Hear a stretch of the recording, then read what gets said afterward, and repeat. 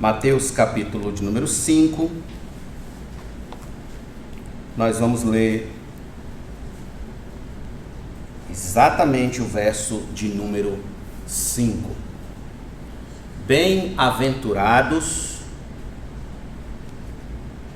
os mansos, porque herdarão a terra.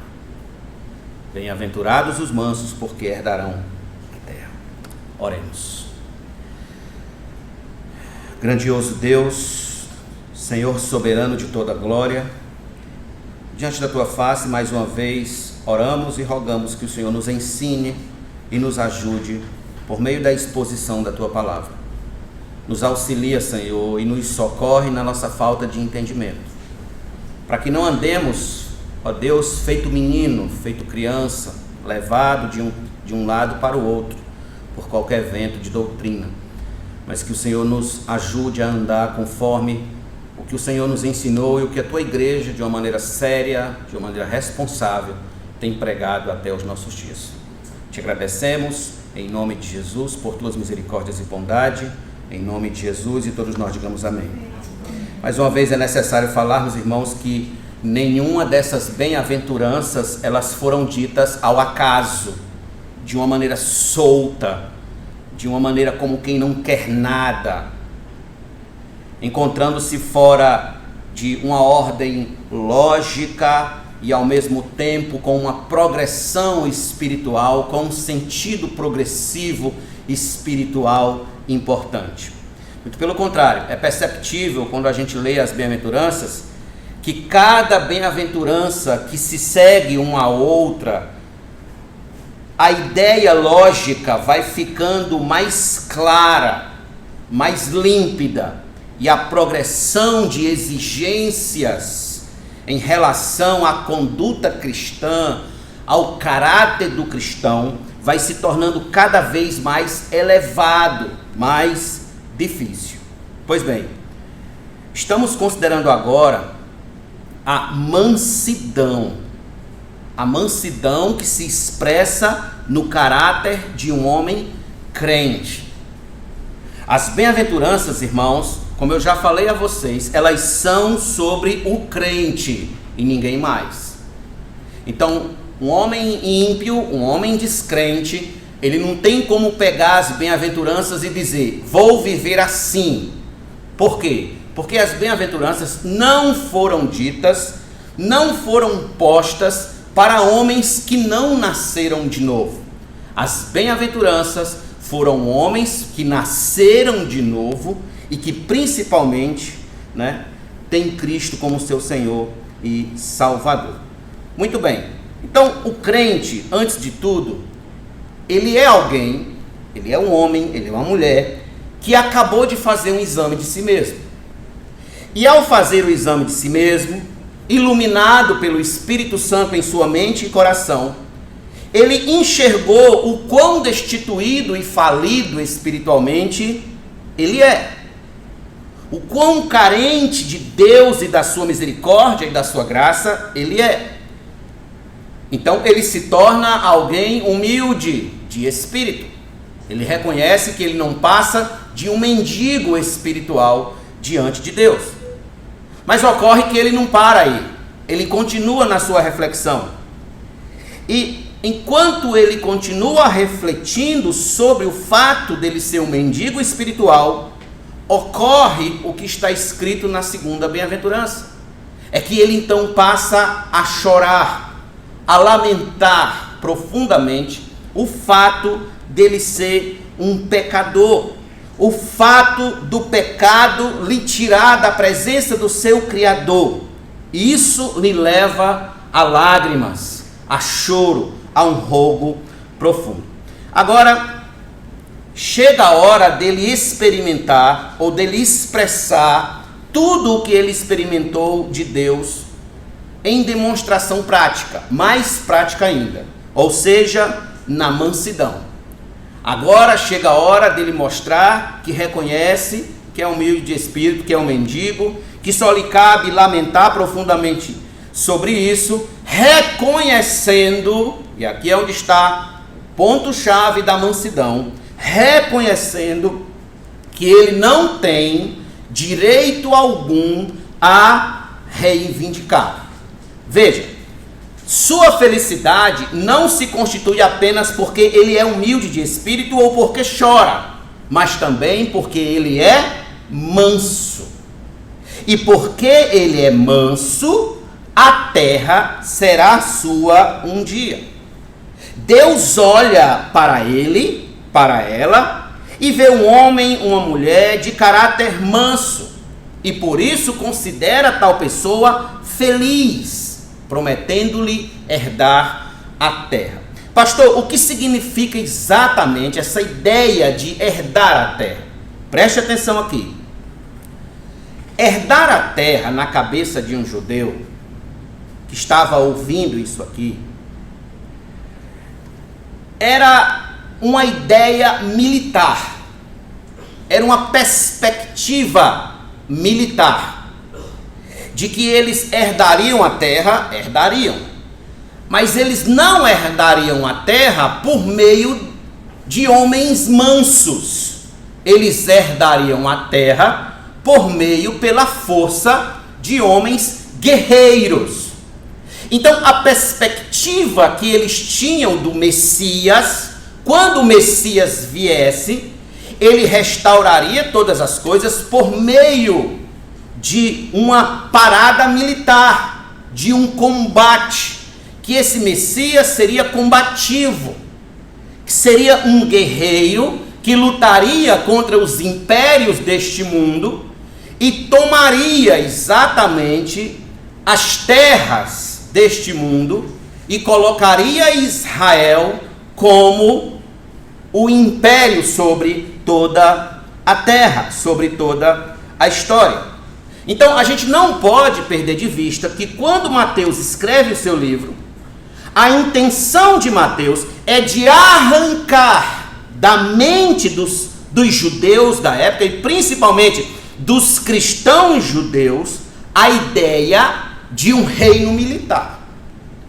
Essa era a intenção de Mateus.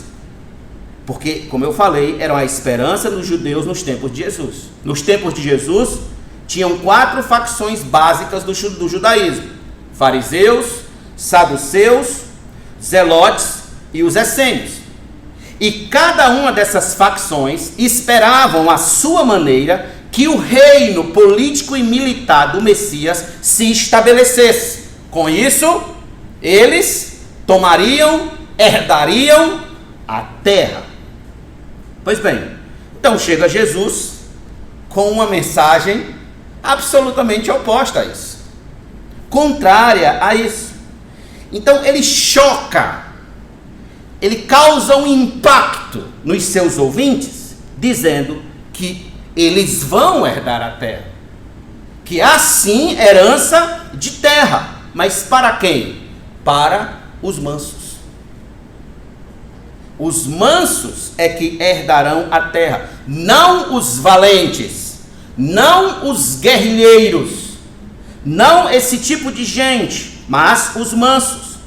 E esses mansos a quem Jesus se refere são unicamente os cristãos. Os cristãos. Homens e mulheres que nasceram de novo. Homens e mulheres que vivem cheios do seu Espírito Santo, apresentando em suas vidas o fruto do Espírito, que também é mansidão, e já já a gente vai ver isso mais à frente. Então surge a pergunta: o que é mansidão de acordo com essa bem-aventurança? O que é mansidão? Preste atenção. A palavra no grego para mansidão aqui é praos, P-R-A-O-S, praos, que significa brando, dócil ou terno. Esse termo ele era utilizado muitas vezes para descrever um calmante, um remédio calmante, uma brisa suave, ou um potro que foi preso e domesticado. John Stott fala que linguisticamente podemos parafrasear esta bem-aventurança dizendo: bem-aventurados aqueles que têm um espírito gentil. Um espírito gentil. Portanto, deduz-se que uma pessoa mansa, que um cristão, é alguém dócil. É alguém brando, generoso, paciente e obediente. Assim deve ser o crente. Mansidão, por outro lado, não significa covardia. Mansidão, por outro lado, não significa fraqueza, indolência, medo, falta de personalidade, falta de convicções, etc. Mansidão não significa isso. Eu lembro de quando Policarpo foi preso, Policarpo, na cidade de Esmirna, se não me falha a memória, quando ele foi preso e que o exército, a guarnição romana chegou para prendê-lo, ele pediu um instante para a guarnição, pediu para que colocasse comida para toda a guarnição, e enquanto apenas ele orava num outro quarto. E ele foi para o outro quarto e orava exatamente abençoando a guarnição que ia prendê-lo. Isso é mansidão. Isso é mansidão. John MacArthur diz que mansidão, interpretando esse versículo, ele diz: mansidão é docilidade, brandura e o temperamento dominado, mas não é fraqueza. É o poder sob controle. É um derivado do ato de se esvaziar, de humilhar-se e se quebrantar diante de Deus. É o leão domado. É a raiva sob controle. O Dr. Martin Lloyd-Jones também, considerando esse texto, ele disse: esta mansidão é uma atitude humilde e gentil para com os outros, determinada por uma correta estimativa de si mesmo. Guarde isso e anote: uma correta estimativa de si mesmo. O Dr. Russell Shedd disse que melhor é considerar a mansidão como a entrega de nossa vontade à vontade de Deus. Então deixa eu dar alguns exemplos para vocês do que é mansidão na prática. Quando Abraão abriu mão de seus direitos a fim de que não continuasse a confusão entre seus pastores, vocês vão de lembrar desse fato, dos seus pastores e do seu sobrinho Ló. Abraão fala para Ló: escolha para onde você quer ir. Se você for para a direita, eu vou para a esquerda. Se você for para a esquerda, eu vou para a direita. O que é isso? Mansidão. Quando Moisés orou para que Deus curasse sua irmã de lepra, Moisés estava praticando exatamente a mansidão. Praticando exatamente esta bem-aventurança. Porque a irmã dele estava com lepra exatamente por ter se levantado contra ele. Então, ao invés dele se vingar, ele orou por ela. Isso é mansidão. E eu não sei se vocês lembram, mas em Números capítulo 12, versículo 3, está escrito que Moisés foi tido como o homem mais manso da terra. O homem mais manso. Outro exemplo. Quando Davi teve a oportunidade de matar Saul, Saul lhe perseguindo, tentando lhe matar, e de repente Davi encontra Saul dormindo dentro de uma caverna. Davi apenas lança mão da lança e da bilha de água para que Saul soubesse que ele havia estado lá, mas não lhe fez mal algum. O que é isso? Mansidão. Quando José teve a oportunidade de se vingar de uma só vez de todos os seus irmãos que lhe venderam como escravo, José lhe disse as seguintes palavras: não tem mais, acaso estou eu em lugar de Deus? Vocês, na verdade, intentaram o mal contra mim, porém Deus o tornou em bem, para fazer como vedes agora, que se conserve muita gente em vida. Gênesis capítulo 50. O que é isso? Mansidão. Quando Estevão, em Atos, capítulo 7, estava sendo apedrejado, em alta voz, ele orou dizendo: Senhor, não lhes impute esse pecado. Eu posso lembrar vocês também de Paulo. Paulo, o grande homem de Deus. Ele escreveu aos Coríntios e falou tudo o que sofreu e estava sofrendo por amor do Evangelho. E que um de seus sofrimentos era o fato dele ter o seu apostolado, o seu ministério, colocado em xeque por aqueles a quem ele pregou, tanto pregou. E ele disse àqueles irmãos, na sua segunda carta aos Coríntios: que preferis? Irei a vocês com vara ou com amor e espírito de mansidão? Deixa eu lembrar outro personagem da história da igreja. Jerônimo Savonarola, o italiano. Quando Jerônimo Savonarola estava sendo queimado, ele gritava dizendo: o meu Senhor sofreu mais por mim, o meu Senhor sofreu mais por mim. Ao invés dele criticar, praguejar contra os seus adversários, a única coisa que ele lembrava era que o seu Senhor sofreu mais por ele. Então, irmãos, leiamos a história dos mártires. Leiamos a história dos santos da igreja, dos homens de Deus, das mulheres de Deus. Vejamos como aqueles homens se portavam diante das afrontas que eles recebiam por causa do Evangelho. Qual era a sua postura? Qual era a sua posição pública e social diante de Deus? Mas, acima de tudo, nós temos um exemplo em particular, que é o melhor de todos, absolutamente o melhor de todos, que é o qual nós devemos seguir de perto, que é esse aqui, ó. Abra sua Bíblia em Mateus 11, por favor. Mateus capítulo 11.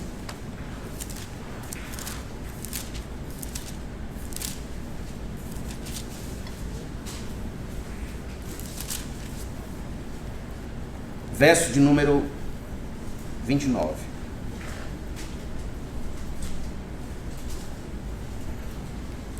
Tomem sobre vocês o meu jugo e aprendam de mim,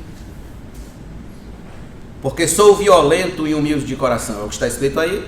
Não. Porque sou manso e humilde de coração, e vocês acharão descanso para a sua alma. Veja, manso, manso. Pastor, existem exemplos na Bíblia que mostram Jesus praticando essa mansidão, colocando essa mansidão em prática? Existe. E está aqui, ó. Está em Mateus, vá agora para o capítulo 27, por favor.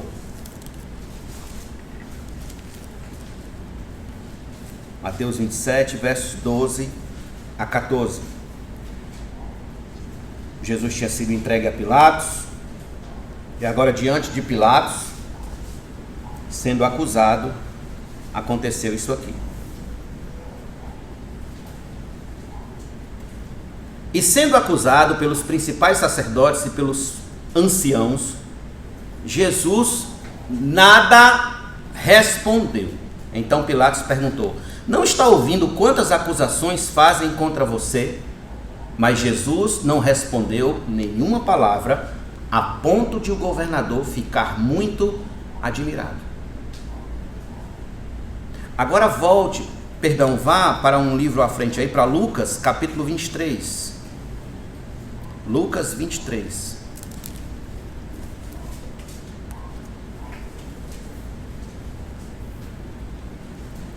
Versos 8 e 9. Jesus está diante de Herodes. Lucas 23.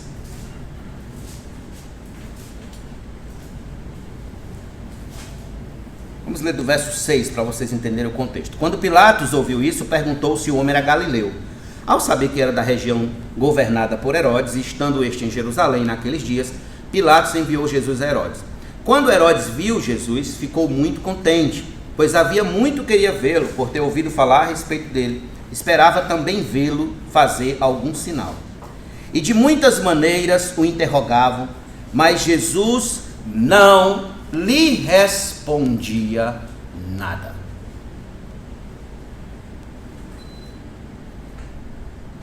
Pergunto os irmãos, pode haver expressão mais clara de mansidão do que esses exemplos bíblicos que nosso Senhor deu?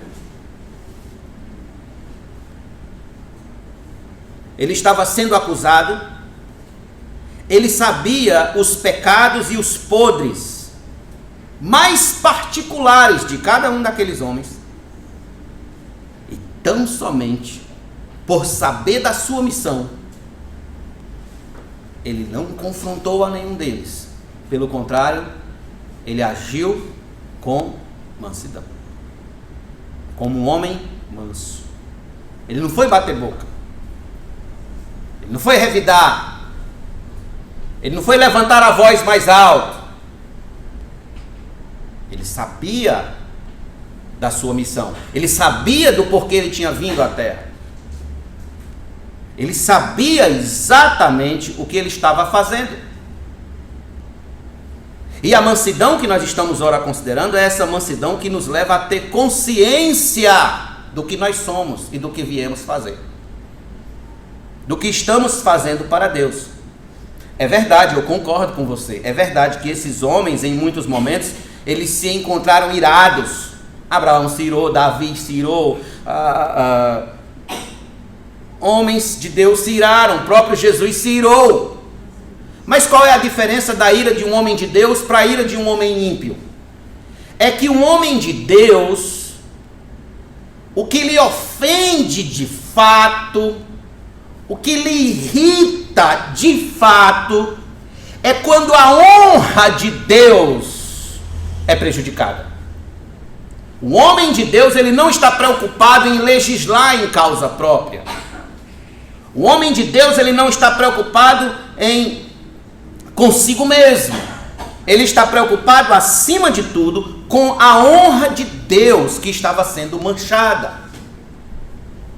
Às vezes que Jesus confrontou os fariseus porque a honra do Pai, dos ensinos do Pai, estava sendo manchada. Então essa era a preocupação primária.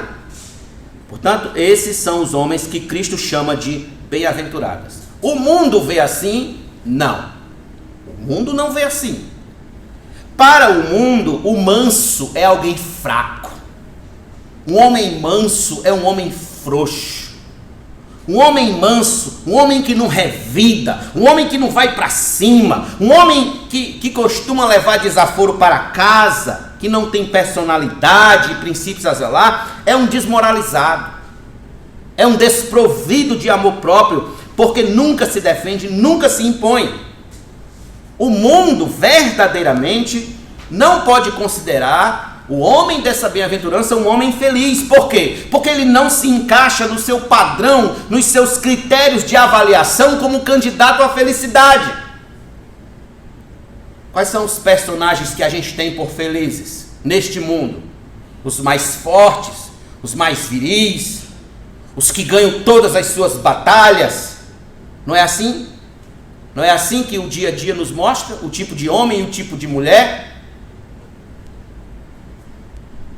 Mulheres empoderadas, e que falam, e que dizem isso, e que mandam e tal. E da mesma sorte os homens, agressivos em tudo, inclusive nos negócios, na vida financeira. Feliz para o mundo é alguém valente. Feliz para o mundo é quem não fica por baixo, é aquele que exige seus direitos, bate na mesa e não aceita ser afrontado, injuriado, humilhado. Esse é o padrão de felicidade do mundo.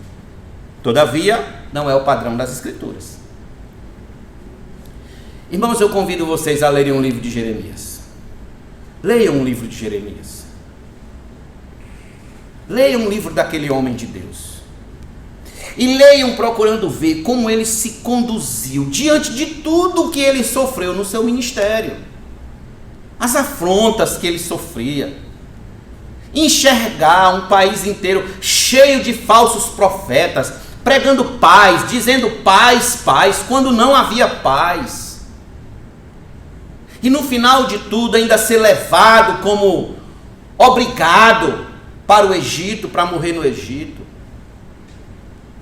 Mas você não observa em momento algum aquele homem blasfemando de Deus, reclamando de Deus, partindo para cima de seus oponentes, como o mundo ensina que deve ser.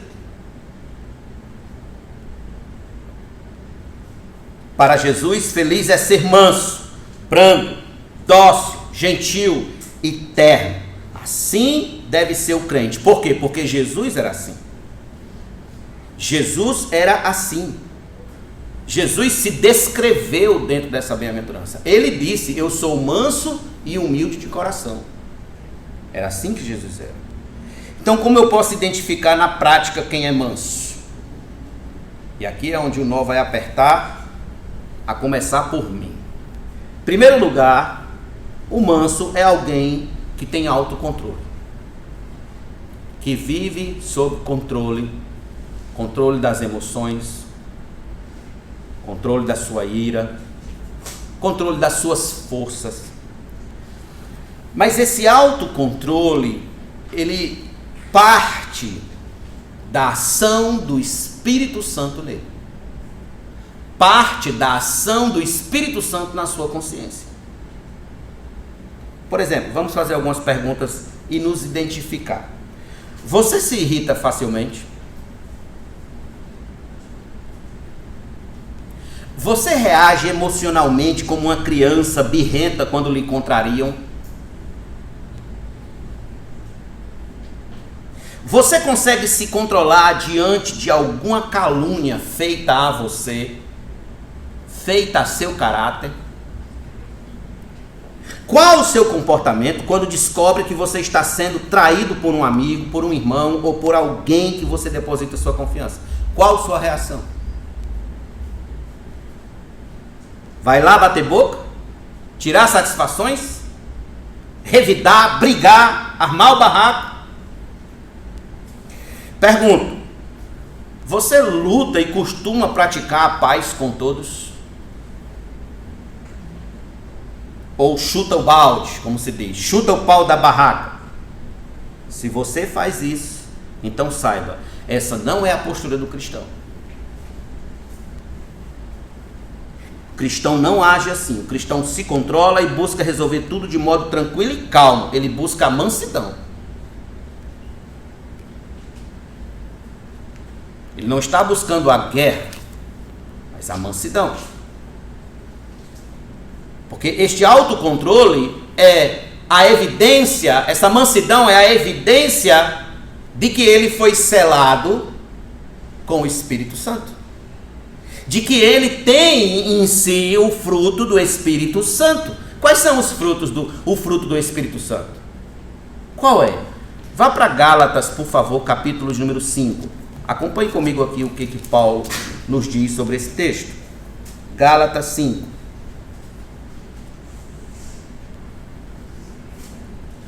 Verso de número 22 e 23.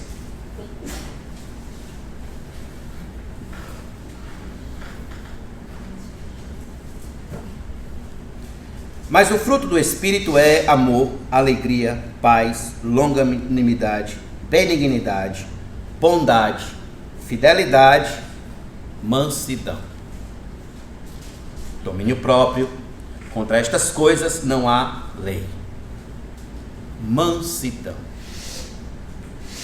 Então veja, isso é produzido pelo Espírito Santo.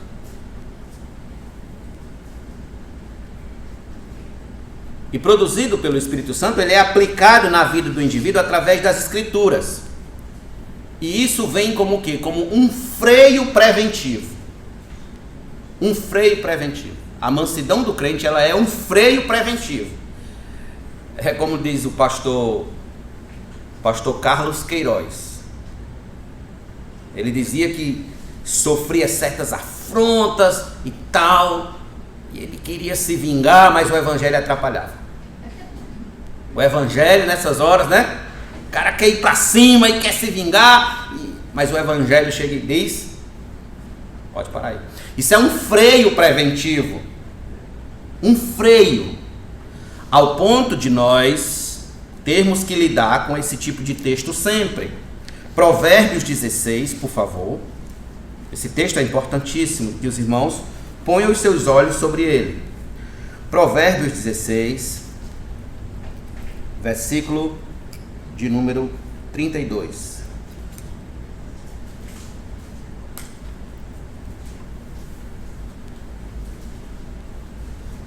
É melhor ter paciência do que ser herói de guerra.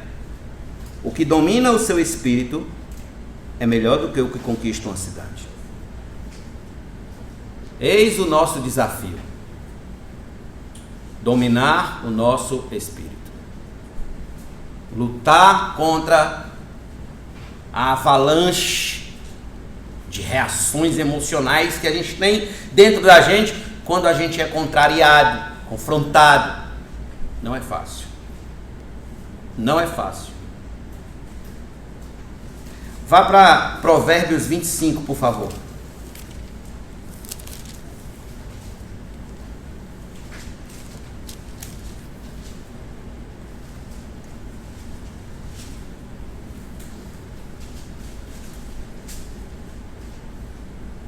Verso 28. Como cidade derrubada que não tem muralhas, assim é aquele que não tem domínio próprio. Ah, mas essa palavra, pastor, não é para mim. Eu não sinto que é uma palavra de Deus para mim. Pois você está errado, porque ela é para todo mundo. Ela é para toda sorte de crente. É sabedoria de Deus para toda sorte de crente. Como antigamente as muralhas eram o que demonstrava a imponência, a grandeza, a força de uma cidade.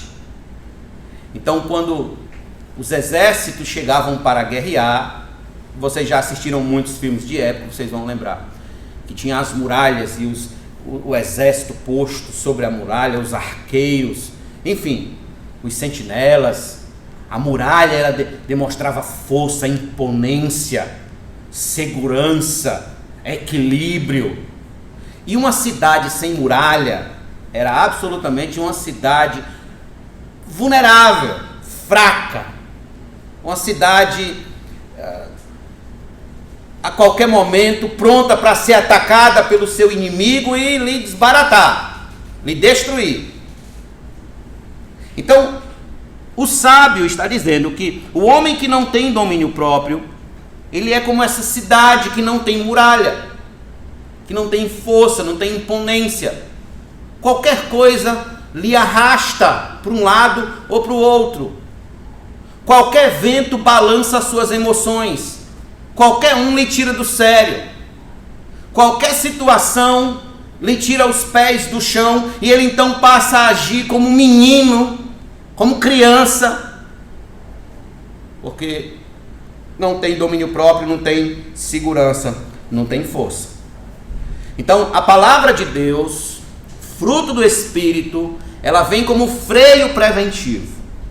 Então, logo depois de sabermos disso, esta bem-aventurança, esta virtude da mansidão, ela precisa ser desenvolvida na prática. E o desafio só aumenta. Ela precisa então ser desenvolvida, colocada em prática. Olha o que Paulo disse aqui em Efésios capítulo 4. Efésios 4, versos 1 e 2.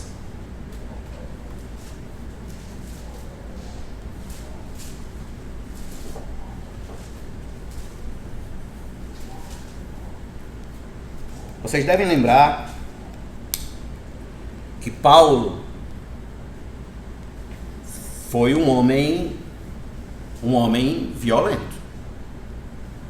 Paulo, antes de sua conversão, ele era um homem que não pegava leve com os crentes, com os cristãos. A Bíblia diz lá em Atos que quando Estevão foi morto, as roupas de Estevão estavam aos pés de Paulo. Então ele viu praticamente tudo aquilo ali, acompanhou. E o texto, inclusive em Atos, vai falar que ele, indo perseguir os cristãos, foi que Cristo lhe chamou para a fé. Ele estava em ato de guerra de verdade contra os cristãos.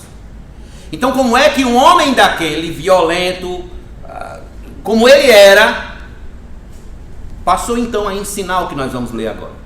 Veja o versículo número 1 e 2.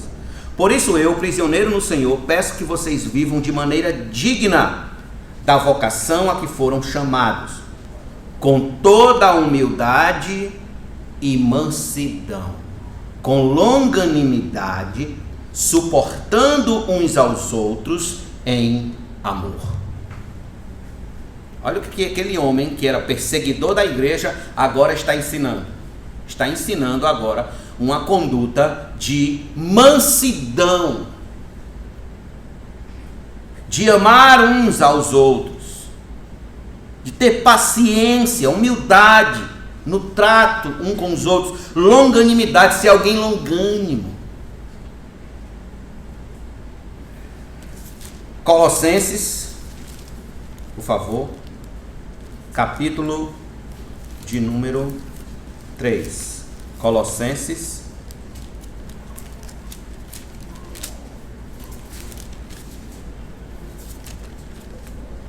versículo Colossenses 3. Então, no que diz respeito à doutrina da eleição, irmãos, muitas vezes tem pessoas que né, se arrogam e vivem um pouco arrogantes porque elas acreditam na doutrina da eleição e elas, de fato, são crentes eleitas, né? E fica se arrogando, inclusive humilhando os que não creem assim. Mas nós temos que ter cuidado, porque há evidências da eleição que precisam ser vistas em nós. E quais são essas evidências? Se você é um eleito de Deus, então isso aqui precisa aparecer na sua vida. Veja o que Paulo diz no verso 12. Portanto, como eleitos de Deus, santos e amados, revistam-se de profunda compaixão, de bondade, de humildade, de mansidão, de paciência. É disso que devemos nos revestir. É isso que vai evidenciar o fato de sermos eleitos. E a mansidão é um dos itens. A mansidão é um dos elementos que provam e que mostram se nós somos de fato eleitos ou não. Uma irmã chegou para o seu pastor e disse: pastor, eu sou uma mulher de Deus. Sou uma mulher de Deus, eu oro, leio a Bíblia, vou para todos os cultos, dizimo, oferto, evangelizo, vou para a escola bíblica e tudo mais. Mas ninguém mexa comigo, pastor, senão o cão sai da garrafa.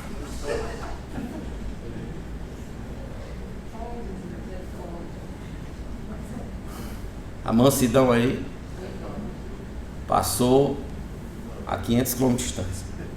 John Wesley, o avivalista inglês, certa vez explicava a um de seus discípulos por que razão faltava poder ao seu ministério. E ele disse: seu temperamento é irregular, falta-lhe amor ao próximo, você se enraivece facilmente, sua língua é áspera demais. Assim as pessoas não ouvirão. A gente tem que ter cuidado com isso. A gente tem que ter cuidado hoje, irmãos, inclusive na internet, porque a internet é um campo onde todo mundo é valente. É muita valentia na internet. A falta de domínio próprio na internet, ela é vista na ponta dos dedos. A gente começa a digitar coisa contra as pessoas e tal, né? E nesse pecado eu tenho uma confissão, eu também já pequei nisso. E é um cuidado que eu passei a ter de um tempo para cá. Ser mais cuidadoso. Ter cuidado com isso, porque isso não reflete o caráter de um homem manso. De um homem que se domina. A gente tem que ter cuidado com isso. Portanto, uma das características, a primeira característica do homem manso é que ele tem domínio próprio. E não é fácil.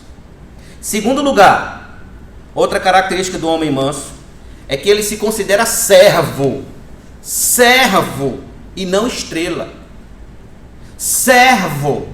Como essa palavra tem sido esquecida dos nossos púlpitos? Como essa palavra tem sido esquecida da nossa vida diária? Servo. O que é que eu sou? Um servo. E eu não sei se vocês lembram, mas numa quarta-feira aqui eu disse a vocês o que que essa palavra servo, no grego, ela significa. Ela é doulos, que significa escravo. O servo era um escravo. Uma pessoa escrava. E até onde eu sei, a vontade que se impunha numa situação com o escravo não era dele, mas a vontade de seu senhor. A vontade do seu senhor era que se impunha na relação. Ou seja, o servo é alguém que sabe que não é senhor. É apenas um servo. Como nós esquecemos disso, irmãos? Nós vivemos num mundo que nos seduz com uma mensagem de que nós somos o centro de todas as coisas, o ouro puro de Ofir, a joia rara da coroa, que nós esquecemos desse princípio bíblico de ser servos, de estarmos aqui para servir, de que não é a nossa vontade que se sobrepõe, é a vontade de Deus, servo. Então, o servo, por exemplo, é alguém que não ignora a palavra submissão. Submissão. Porque ele sabe que uma das características do homem manso é ser servo. E o servo é alguém disposto a se submeter a seus superiores. Dwight Pentecost disse que o sinal de um homem manso é reconhecer ele a autoridade divinamente instituída sobre ele e submeter-se a todas as suas manifestações. Então, irmãos, para começar, o servo é uma pessoa que tem como maior interesse obedecer a Deus. Obedecer a Deus através da sua palavra, por meio da palavra. E como é que o servo acolhe essa palavra? Sabe como é que um servo de Deus acolhe essa palavra? Abra em Tiago, capítulo número 1, por favor. Tiago 1. Aqui está. Versículo de número 21.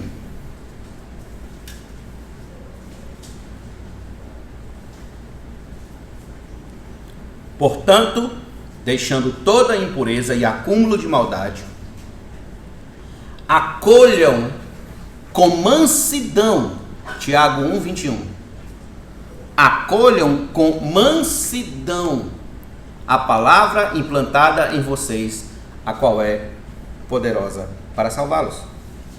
Acolher com mansidão aqui é se submeter ao que a palavra determina, ao que a palavra ensina, ao que a palavra exige, ao que a palavra nos orienta, ao que a palavra nos guia.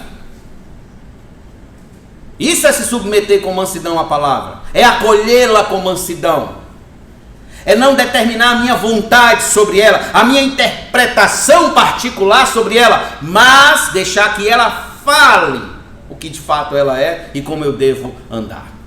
Isso é acolher a palavra com mansidão. Então o servo é alguém que acolhe a palavra com mansidão, e quando ele acolhe, ele aprende nela que precisa ser submisso às autoridades. E aí vamos lá. Primeiro ele aprende a ser submisso às autoridades governamentais.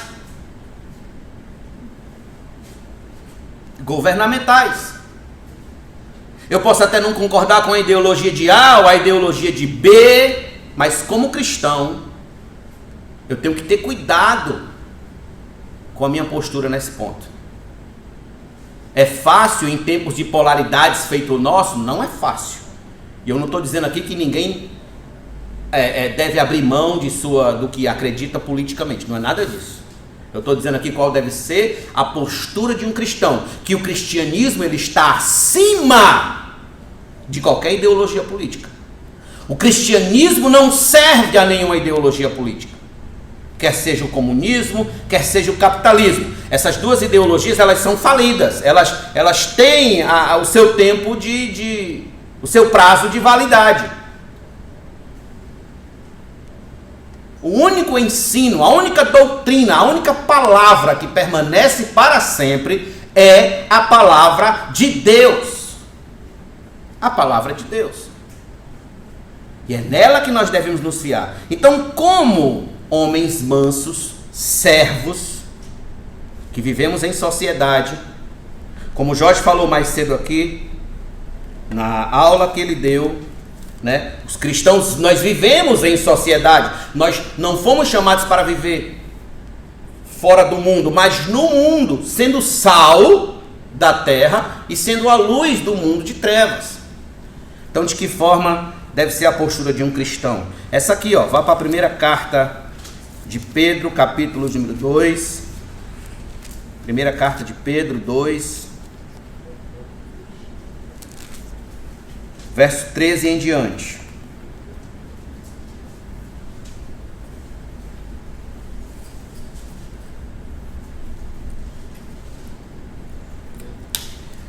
Por causa do Senhor, Senhor aqui com S maiúsculo é Cristo. Por causa do Senhor, estejam sujeitos a toda a instituição humana, quer seja ao rei como soberano, quer seja as autoridades como enviadas por ele, tanto para castigo dos malfeitores, como para louvor dos que praticam o bem. Porque assim é a vontade de Deus, que pela prática do bem vocês silenciem a ignorância dos insensatos. Como pessoas livres que são, não usem a liberdade como desculpa para fazer o mal. Pelo contrário, vivam como servos de Deus. Tratem todos com honra, amem os irmãos na fé, temam a Deus e honrem o rei. Entenda que ele estava falando aqui para um regime de imperialismo. Ele estava falando aqui para pessoas que viviam debaixo do governo do Império Romano. E não era fácil escrever isso para aquele povo. Por quê? Porque as perseguições eram constantes. O povo vivia sob perseguição. O próprio Pedro morreu debaixo de perseguição, segundo a tradição. Então, nós temos que entender esse princípio aqui. O princípio de ser servo envolve a nossa obediência às autoridades. Mas pastor, e se as autoridades mandarem eu fazer alguma coisa que não seja da vontade de Deus? Aí é o momento onde há ruptura institucional. É onde eu aplico o que está escrito em Atos capítulo 5, quando os apóstolos disseram: importa-nos obedecer mais a Deus do que aos homens. Mas enquanto a autoridade dos homens não confronta, não afronta a vontade de Deus, cabe a mim, como servo de Deus, obedecer. Obedecer. Versículo 18. Servos, sejam obedientes ao Senhor de vocês, com todo o temor, e não somente se ele for bom e cordial, mas também se for mal. Porque isto é agradável a Deus, que alguém suporte tristezas, sofrendo injustamente, por motivo de sua consciência para com Deus. Por que a gente não lê esse versículo antes de sair para o trabalho? A gente devia ler esse versículo antes de sair para o trabalho todos os dias. O Senhor aqui, esse Senhor aqui ao qual o servo deve ser obediente, é o patrão, exatamente o patrão. O que na época aqui dele era o dono dele, ou o senhor dele. Devíamos ler isso aqui antes de sair para o trabalho. Então, em primeiro lugar, nós devemos, sim, como servos, ser submissos às autoridades governamentais e aos nossos patrões. Em segundo lugar, ser submisso dentro da igreja. Ser submisso dentro da igreja. Veja o que diz 1 Pedro, capítulo número 5.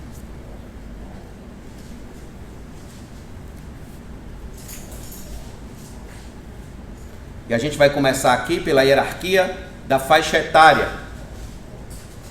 Pela hierarquia da idade. Peço igualmente aos jovens, versículo 5, face A. Peço igualmente aos jovens, estejam sujeitos aos que são mais velhos. Ai, irmãos. Como isso tem sido investido em nosso tempo? Um dos princípios que as Escrituras estão nos ensinando aqui é que a gente deve respeitar os cabelos brancos das pessoas. É que a gente deve respeitar. Passou da minha idade, é senhor, senhora. A não ser que a pessoa diga, não precisa dessa convenção social. Mas passou dessa idade, é senhor, senhora. É o respeito que a gente tem que ter com os mais velhos. Isso está claro. Está claro. Os mais jovens estejam sujeitos aos que são mais velhos. Esse é o primeiro lugar que eu tenho que entender como submissão dentro da igreja. De cabelo branco, ele pode até não entender mais de teologia do que eu, mas ele tem experiência de vida. E segundo a palavra, ele merece respeito e honra. E eu devo honrá-lo e eu devo respeitá-lo. Nós temos que ter cuidado com isso. Temos que ter cuidado. Veja agora comigo Hebreus capítulo número 13, por favor. Hebreus 13, verso de número 17.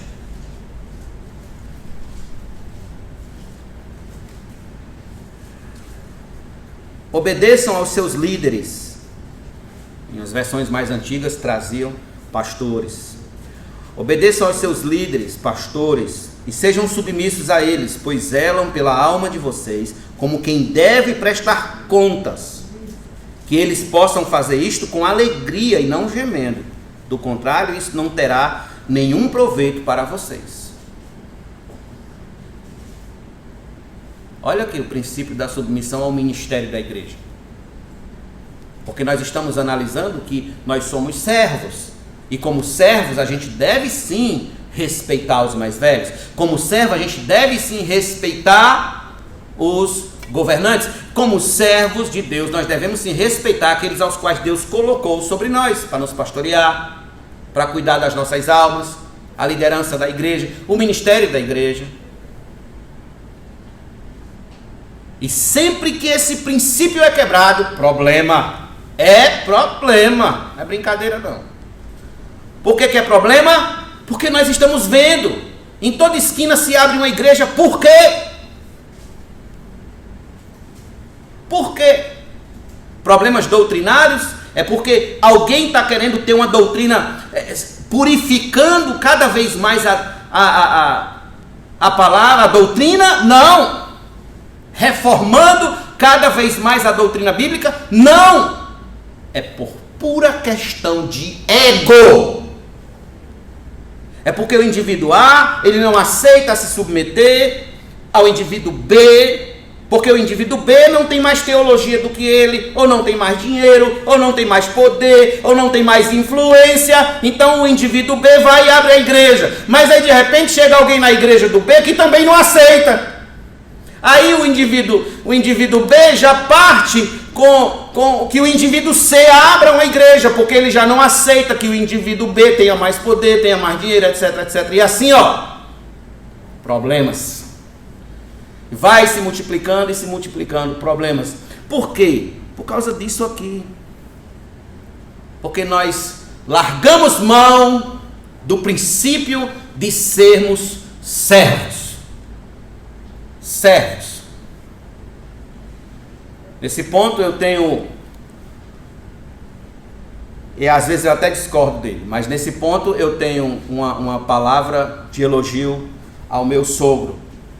Porque todas as covardias que já fizeram ministerialmente com ele, que eu já vi, que eu presenciei, no final ele diz: eu vou para onde os meus pastores superiores me mandarem. Ele não fica lá batendo o pé e vai entrar na justiça para poder ficar na igreja, porque a igreja não quer mais ele como pastor ali. Ele se submete à liderança dele e assim vai vivendo a vida. E vai levando o seu ministério. Então isso, a meu ver, é submissão ministerial. Então não esqueça, nós somos servos. Por que nós temos que ser servos?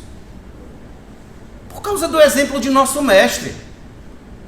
O que foi que Jesus disse? Marcos capítulo número 10, por favor. Marcos 10.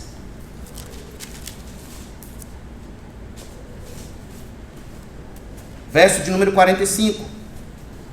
Marcos 10. Pois o próprio Filho do Homem não veio para ser servido, mas para servir e dar a sua vida em resgate por muitos. Mas para servir, foi para isso que Cristo veio. E é por essa razão que nós temos que ser servos. Deixa-me perguntar, você está disposto a ser servo? Está disposto a ser servo? Entendendo agora o que é um servo? E uma das características do servo é que ele é manso. E o que mostra que ele é manso é porque ele é servo. Então, terceiro lugar, o manso, terceira característica de um manso, é que o manso ele vai se caracterizar no fato dele abrir mão de seus direitos.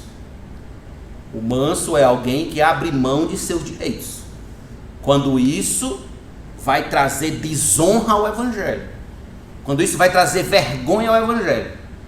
O manso ele é alguém que abre mão daquilo que ele tem por direito a fim de não manchar a causa de Cristo.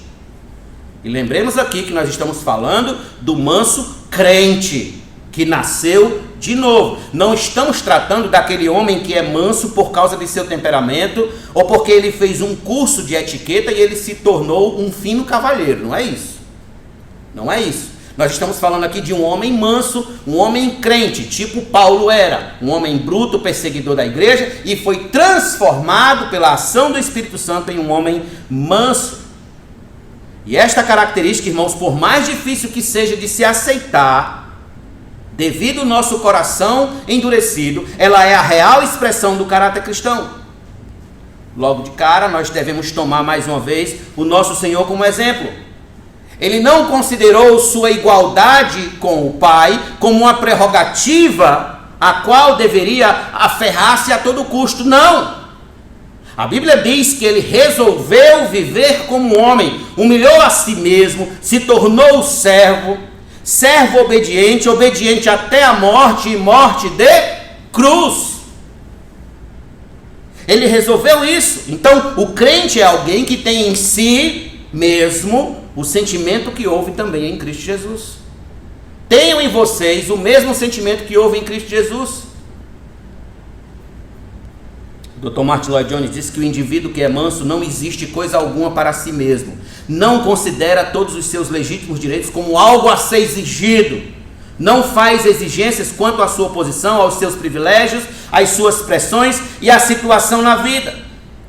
John MacArthur também disse que o homem manso aprendeu a aceitar com alegria o despojo dos seus bens, consciente de que tem um bem maior, mais duradouro com Deus. Isso aqui é importante, irmãos, porque se de repente levanta-se um governo e começa a perseguir a igreja e começa a tomar as nossas posses, e aí, o que a gente vai fazer? De que maneira vamos reagir a isso? O que é que eles verão em nós? E os nossos direitos, como ficam? Então nós temos que pensar nisso, no bem maior que nós temos. O nosso bem maior é Cristo. Nosso bem maior está na eternidade. John Bunyan dizia o seguinte: aquele que já está caído não precisa temer a queda. Em outras palavras, não há o que perder. Por isso que eu costumo dizer aqui a vocês: não há quem consiga resistir ao cristão. Por quê? Porque se lhe tirarem tudo deste mundo, ele ainda permanece com Cristo, que é tudo na eternidade. Tudo. Uma pessoa mansa, ela não perde tempo a bater boca com ninguém, se defendendo, porque ela sabe que não merece coisa alguma. Por que um crente ele não deve se importar e se preocupar com os insultos à sua pessoa? Lembra do que eu falei no começo? Porque ele tem o quê? Uma correta estimativa de si mesmo. Uma correta estimativa. Mais uma vez eu cito o Dr. Lloyd Jones, ele diz: quando alguém vê verdadeiramente a si mesmo, sabe que ninguém pode dizer algo a seu respeito que seja exageradamente mal. Não precisa preocupar-se com o que os outros homens digam ou façam, porque sabe que merece tudo isso e algo mais. O indivíduo que é verdadeiramente manso é aquele que se admira de que Deus e os homens possam pensar tão bem dele quanto pensam, tratando-o tão bem quanto tratam. O homem manso, ele não revida com ultrajes que recebe. Por quê? Porque ele sabe, no fundo ele sabe que é verdade. Sabe que é verdade. Reconhece a verdade. Então, irmãos, existe aqui um exercício básico sobre essa questão. Então, se alguém chega para mim e está me xingando e diz: você é gordo, comigo, tentando me tirar do sério. Bem, se isso fosse mentira, eu não tinha por que ficar chateado, porque exatamente era mentira. Se é mentira, não existe.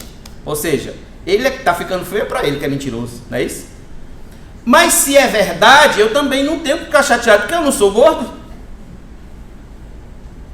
Então eu vou ficar chateado para quê?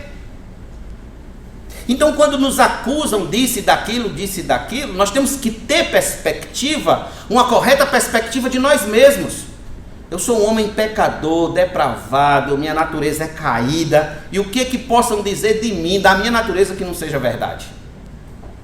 Está com dúvida? Em casa, leia Marcos capítulo 7, do versículo 20 em diante, e lá vai estar sobre como é o nosso coração, o que sai de dentro do nosso coração. Toda sorte de impureza, toda sorte de maldade.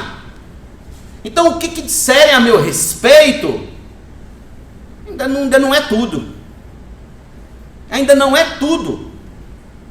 Se me chamarem de mentiroso, você é um mentiroso, você é isso, você é aquilo, quem nunca mentiu? Eu vou poder dizer que nunca menti? Eu não estou dizendo que vivo na prática da mentira. Eu estou dizendo que na minha natureza comporta tudo isso. No pacote da minha natureza está lá todos esses males, esses pecados. Então, o que disserem de mim, eu vou levantar a mão dos meus direitos, porque isso e aquilo. Não. Pelo contrário, tal pessoa quebra o 9º mandamento e é problema dela. Muito bem. Esses dias eu ouvi um rapaz que me falou que foi numa lanchonete. Quando chegou nessa lanchonete, descobriu que lá 2 pessoas que conheciam a sua história estavam falando mal dele para as pessoas da lanchonete. Estavam falando mal dele. Como é que pode, rapaz? Fulano e fulano nem me conhecem, não sabe da minha vida e ficam falando mal de mim pelos cantos. Eu disse: o que foi que elas disseram? Elas disseram isso. E você fez? Fiz. Então pronto, ela não mentiu. Está com raiva de quê? Está com raiva da verdade? Aceite. Elas precisam conhecer quem é você agora, que você mudou, que Deus lhe transformou, que o Senhor lhe salvou, restaurou a sua vida, seu casamento, sua história. Aí sim. Mas se o que elas falaram aconteceu no seu passado, então você vai ficar chateado pelo quê? Não aconteceu? Paciência. Agora, paciência. Então, meus irmãos, o crente é um homem manso, que ele anda nos passos de Cristo quando ele é insultado. E quais são os passos de Cristo? Já estou quase terminando. Abra comigo, por favor, na primeira carta de Pedro, capítulo número 2. 1 Pedro 2. Verso de número 21 a 23. Porque para isto mesmo vocês foram chamados, pois também Cristo sofreu no lugar de vocês, deixando o exemplo para que vocês sigam os seus passos. Ele não cometeu pecado, nem foi encontrado engano em sua boca. Pois ele, quando insultado, não revidava com insultos. Quando maltratado, não fazia ameaças, mas se entregava àquele que julga retamente. Esta é a nossa atitude.